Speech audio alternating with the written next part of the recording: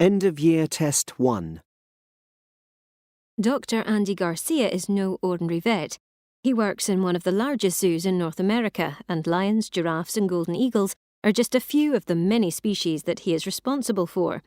I'm pleased to say that Andy is here in the studio today to talk about his career. Welcome to the show, Andy. It's good to be here.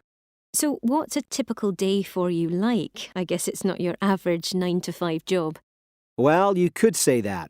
To be honest, I tend to get to the zoo at the same time each morning. And pretty early too, at 7 on the dot, in fact. But then, my day can take me anywhere. Yesterday morning, for example, I started out operating on a camel which had torn some ligaments. Then I had to go check on a lion with a sprained ankle which should have got better but hadn't. Then it was off to see about some of the birds. We have a vulture with a sore throat, which is no fun if you have the throat of a vulture, I can tell you. Basically, I'm on the go all day, and how long my day lasts depends on how healthy the animals are. It's not unusual for me to head home at midnight, but then again, some days I get to go home in the middle of the afternoon. What's the most challenging part of your job? The most challenging part?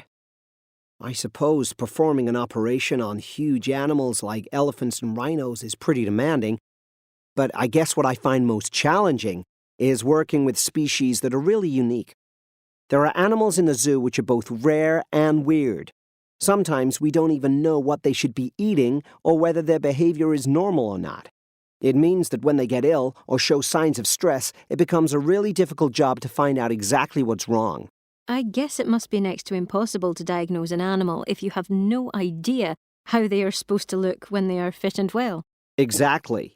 We have to do tests, take samples, compare data with lots of other zoos, and in the end, trust our own judgment and experience and learn from how the animal responds. It's incredibly rewarding when we get it right. It must be. One thing I love about this job is that we all learn on a daily basis something new about the biology, the anatomy, and the physiology of animals that haven't been studied much. Fascinating. One last question. If they wanted to become a zoo vet, how would our listeners go about getting qualified? Are there degrees in your line of work? Well, different people take different career paths to get where I am today. It actually takes a lot of work and it takes some time.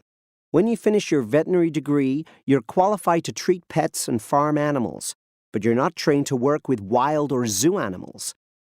So after you're done with veterinary school, you have to do a specialized training. It's called residency. I worked at a zoo for 5 years, learning on the job and getting a master's in wild animal health. It's really tough and very competitive.